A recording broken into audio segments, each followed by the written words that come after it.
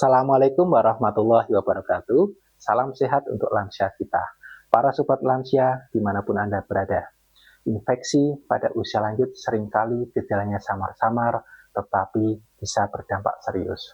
Infeksi adalah suatu kondisi masuknya dan berkembang biaknya mikroorganisme patogen seperti bakteri, virus, jamur atau parasit ke dalam tubuh makhluk hidup, dan hal ini bisa menyebabkan kerusakan jaringan serta mengganggu respon imun. Infeksi dapat bersifat lokal, artinya hanya mengenai satu area tubuh, atau bisa bersifat sistemik, artinya menyebar ke seluruh area tubuh.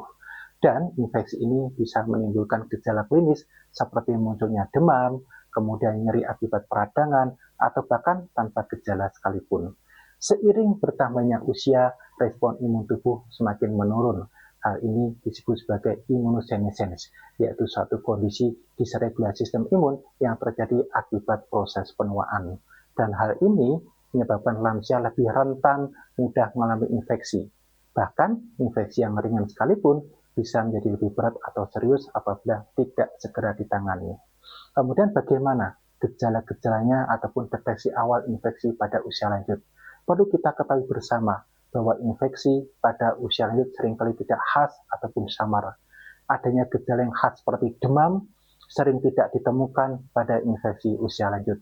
Gejala yang tidak khas seperti adanya delirium ataupun gangguan kesadaran, linglung ataupun bingung, adanya lemah ekstrim yang mendadak, adanya gangguan keseimbangan serta jatuh, kemudian hilangnya nafsu makan, serta adanya perubahan perilaku ataupun kebiasaan harian yang tiba-tiba, bisa jadi itu semua adalah tanda adanya infeksi pada usia lanjut.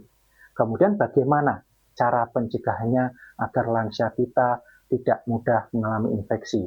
Yang pertama, tentu berikan vaksinasi.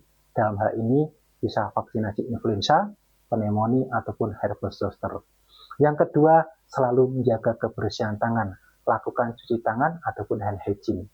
Yang ketiga, selalu menggunakan masker bila mana didapati ada yang menderita infeksi saluran pernafasan. Yang keempat, berikan asupan gizi ataupun nutrisi yang seimbang untuk menjaga daya tahan tubuhnya. Yang kelima, lakukan olahraga secara teratur, tentu sesuaikan dengan kondisi kesehatan masing-masing lansia. Dan yang keenam, istirahat cukup setidaknya 6-8 jam sehari. Dan yang ketujuh, kontrol penyakit kronis apabila lansia memiliki penyakit kronis agar selalu dalam kondisi yang terkendali ataupun stabil. Kemudian bagaimana apabila lansia sudah mengalami infeksi atau didapatkan tanda-tanda yang mengarah ke suatu infeksi? Maka segera bawa ke dokter untuk mendapatkan pengobatan segera.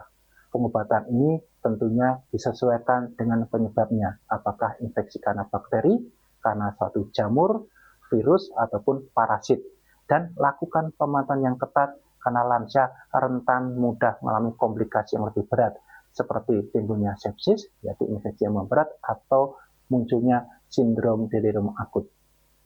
Ingat, sistem imun pada lansia bisa jadi menurun akibat proses penuaan. Tetapi perhatian dan kasih sayang kita pada lansia tidak boleh menurun. Mencegah infeksi pada lansia bukan hanya sekedar merawatnya, tetapi lebih pada kasih sayang untuk menjaga martabatnya di usia senja. Lansia yang sehat adalah warisan yang sangat berharga, lindungi mereka dari infeksi mulai dari hal yang paling kecil. Demikian video yang bisa saya sampaikan pada kesempatan kali ini. Semoga bermanfaat untuk para sobat lansia dimanapun Anda berada. Salam sehat untuk lansia kita. Assalamualaikum warahmatullahi wabarakatuh.